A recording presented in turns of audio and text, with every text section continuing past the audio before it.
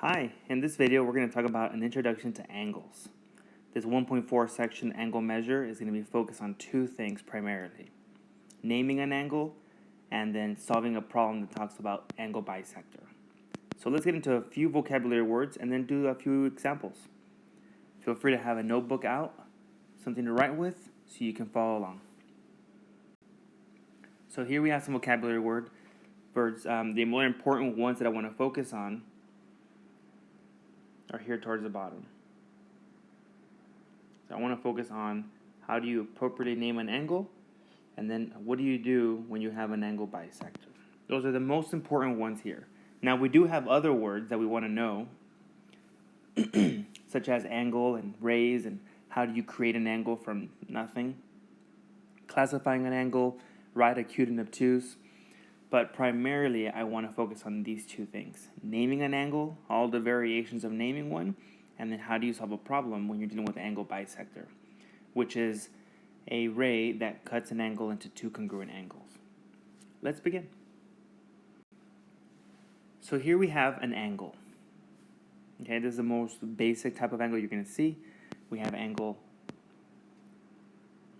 right here. Now, what you're trying to measure is the degree formed between these two lines, or these two rays. Whatever the degree measure is what we're trying to figure out. Excuse me. But first, let's name it. Now, when it's something just this simple, you can name it several ways. You can name this by the arc that you have there alone.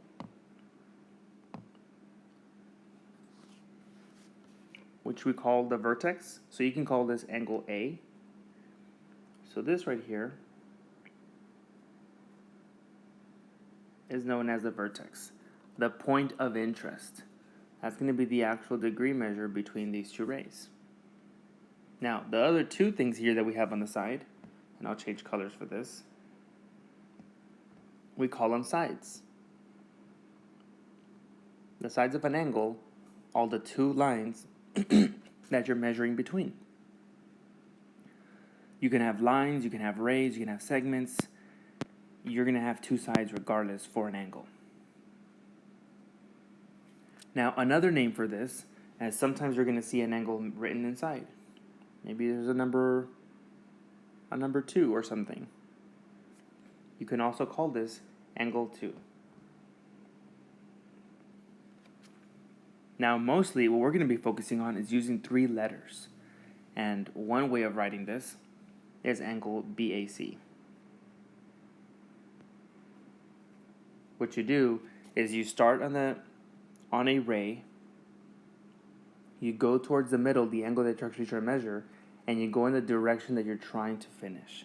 So start, middle, finish, and the middle letter, if you notice, is the angle measure that we're actually interested in. The measure of angle A.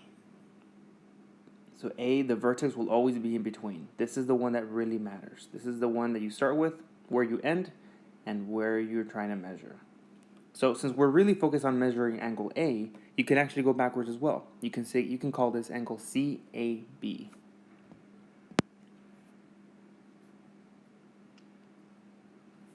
As long as the vertex is the angle in the middle that you're trying to measure, the other two just tells you that the angle you're measuring is between these two letters. Between B and C, we have angle A. Okay? Now, we could also potentially have another angle here. Let's make this a little bigger. Or another letter, sorry. Let's say we have another letter introducing here. Letter D. Did the angle change in size by adding another letter on this ray? Absolutely not. All this gives you is an option to write another name possibly for this angle. So since the angle didn't change, we can also call this BAD, because it's going to go in this direction as well. BAD or DAB.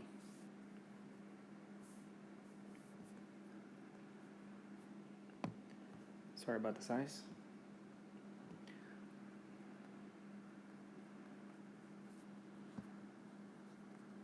Again, if you notice, if we're looking at specifically just these angles in the middle, that's the point of interest. We're all trying to measure The angle in the middle is the one that's measuring the vertex. That's what's really important. The other two letters just tells you it's between B and C. Between B and C, you have A. Between B and D, you still have A. And you can go backwards. Between D and B, you still have A, right? This is the measure of interest. And we usually use 3 letters, right, when we're trying to describe an angle. That's a more popular way of doing it. I know we have 4 letters here, but you only require 3. The vertex and the other 2 on the side. All right, let's dig into some examples. Here we have a complex picture on the right.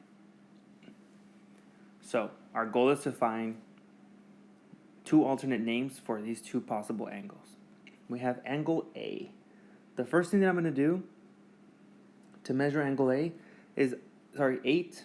Another name for it is I'm going to highlight and just look at what I'm looking at. I'm looking for the measure of angle A, which is right here. I'm trying to measure that angle inside. So I'm going to highlight the 2 lines that are connecting to form that angle. I have this line over here and this line over here. Those are the 2 lines that when you put them,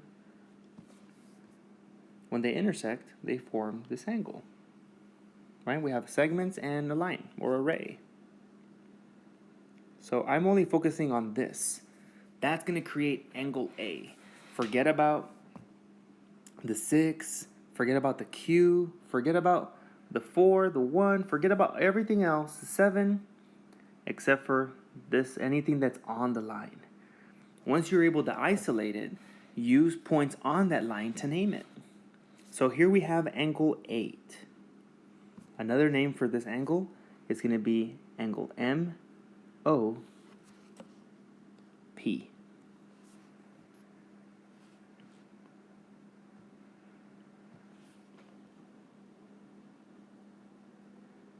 MOP. Now we can also go backwards. We can start at POM. It's still the same degree measure.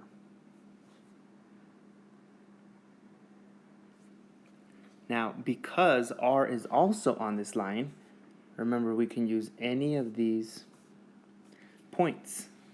Any of them are possible to write the name of it. We just need to make sure that we include the vertex. As long as O is included in there, the 2 letters on the side don't really matter. You can choose any of these 2 that we have. So I'm going to choose one on the left.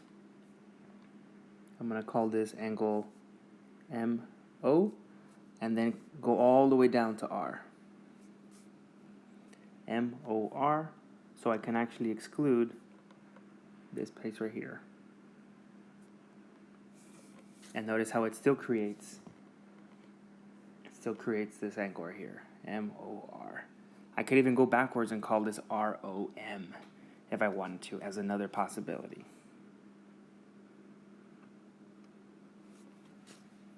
Don't let all this other stuff confuse you. The other letters on the outside, right? All of this other stuff, ignore it. Cover it up. Erase it if you can. Or just put your fingers over on top, your hand on top, so that you can isolate and just look at the point of interest, the vertex. That 8 is all that matters. So let's try NPM, this other angle in particular. So I'm going to delete some stuff here on the screen, give it some space to work with. Let's first isolate the angle of interest. We're going to highlight, in this case, the vertex first. That's the one of interest. We're trying to measure angle P. Right? If you look at here, we have the vertex right in the middle, angle P. We're trying to find the vertex. Now, notice how there's 4 angles around P. So which one are we trying to measure? Well, we're trying to measure between N and P. Sorry, between N and M. So that's what I'm going to connect. I'm going to connect, and I'm going to highlight NPM and isolate that angle. So, sorry. Let me just make this a little bit thicker. That's what I'm interested in. N, P, and M. Notice how between them, the number or the color that we're interested in, or the number, is this 1 right here. Forget about everything else, all the other numbers, all the other letters. None of this stuff matters on the outside. Nothing over here matters. It's just anything that's connecting and touching the ones we highlighted. So another name for this could be angle 1. I'm going to do this one in red so that doesn't confuse you with the other colors. Angle 1 is a possibility because it's between here, right? It's a point of interest. Now, if I want to use letters, P has to be included because it's the vertex. And I can use any of these points on the lines. I got to use 1 point to the left of the vertex and 1 point to the right of the vertex. So let's use some numbers or some letters. We can start on the left. We have M. P is the vertex, and a letter on the right is going to be O. Similarly, I could even use the letter N. Angle M, P, and N. Now, if I wanted, remember, the only points that are really important here are the P, the vertex. The order here with M and O doesn't really matter. Same thing with M and N. You can flip them. You can go M, P, N, or N, P, M. The direction does not change the measure of the angle inside. So I'm going to rewrite these problems or these angles by switching the other points. All I did is swap the M and the O. Switch the order. P is still the one we're interested in. O and M are still on the highlighted lines we spoke about. And similarly over here we have angle N, P, and M. These are the different names that we have for these angles. Now notice how these right here repeated from what we spoke about. So any of these are possible names for this angle in red. I hope this helps with naming angles. Let's talk about how to solve some problems now. The first step was really just identifying the angles and naming them. Once you know what you're looking at and how to ignore all the other numbers and lines, now we can now go into the problem and start solving some of these. So let's try it out. Here we have an example on how to solve. The key word here is if you read the problem, it says that ray EF bisects angle DEG. Bisects, very important here. This is the key word, okay, that we're going to talk about. And it means it cuts the angle in half. Now, if you look at ray EF, does it look like it cuts the angle in half? Absolutely not. But again, very rarely are things drawn to scale. We're going to assume that it's cutting it in half. So, we are forming actually two angles. By cutting it in half, we form the angle here on the top. I'll put this one in blue, angle DEF. And then below it, I'm going to put this in red. Or you know what? Let's put it in green. We also have an angle below it, FEG. These two angles, the blue one and the green one, because it's being bisected, they're going to be the same. They're going to be equal. So, let's set up our problem. We have angle DEF is 5x minus 3. And we know that it equals the other angle, FEG, which is 2x plus 15. These two angles are congruent. Okay, so we're able to set them equal to each other and solve. At this point, we just solve for x, combine like terms, right? We want to move all the x's to one side. So I'm going to move the 2x to the other side. I'm going to do minus 2x. I'm left with 3x minus 3 equals 15. To leave x alone, I got to get rid of this minus 3. So the opposite of subtracting 3 is adding 3 to both sides. I'm left with 3x equals 18.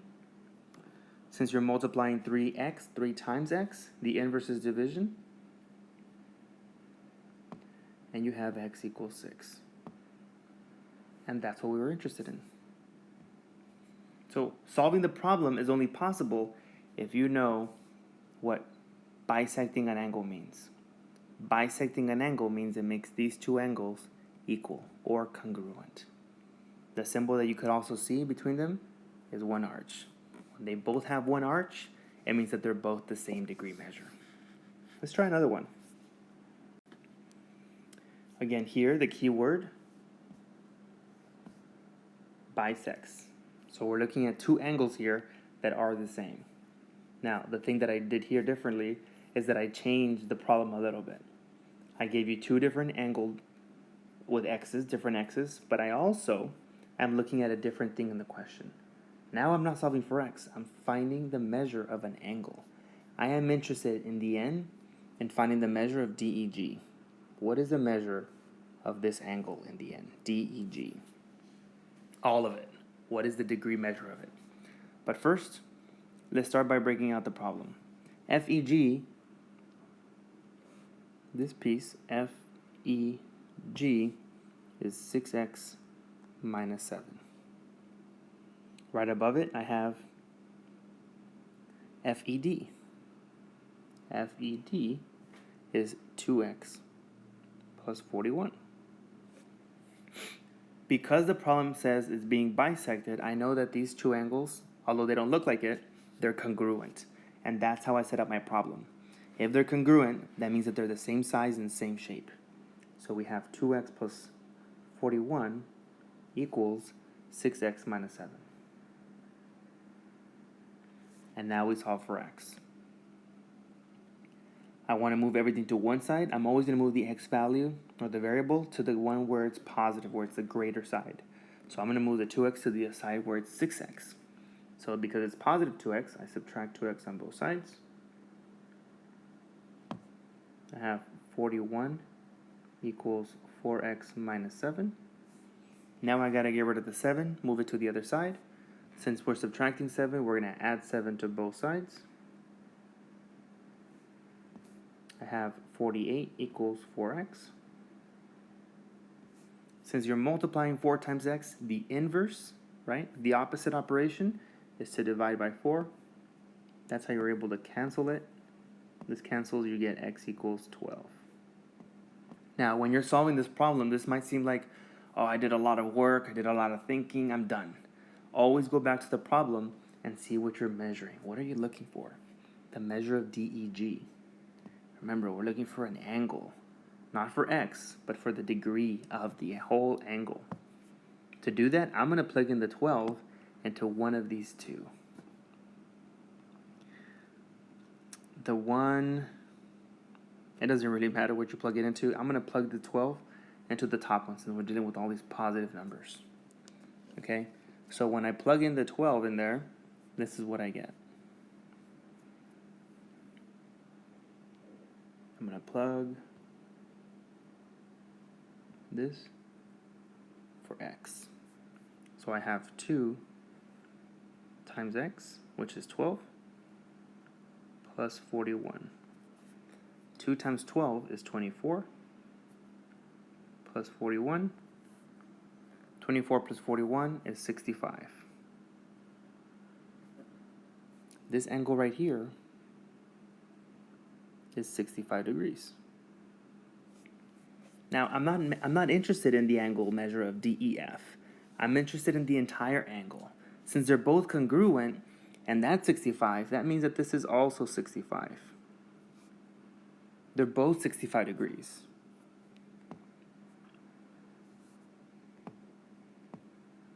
Trying to clean this up a little bit. Since they're both 65 degrees, now all I have to do is add them together. And when you add them, 65 plus 65 is 130 degrees. That is the measure of DEG. Now notice how this problem says the diagram is not drawn to scale. Does this angle here look obtuse? Absolutely not. But we're not worried about it. We just want to make sure that we find the correct x value by setting up the problem, plugging it in. I'm looking for the sum of both angles, and you get 130 degrees. All right, guys, that's pretty much it. You're either solving for x or you're solving for an angle using angle bisector as your vocabulary word. The next example you're going to see is extra credit. Let's give it a try. This example is very similar to the previous one, but different. It's going to require a little bit more thinking, which is why it's called extra credit. Give it a try. If you solve this correctly, solve it in a piece of paper, take a picture of it, send it to my email. I'll put my email here in case you don't know it already. rodolfo.lopez@nisd.net. Solve this problem, show all your work, find the value of x, send me a picture, and I can add some points on your test or on a missing assignment. Alright guys, you have a great day. Thanks for watching. Make sure you click the like button below. Subscribe if you haven't already. And as always, we'll calculate later.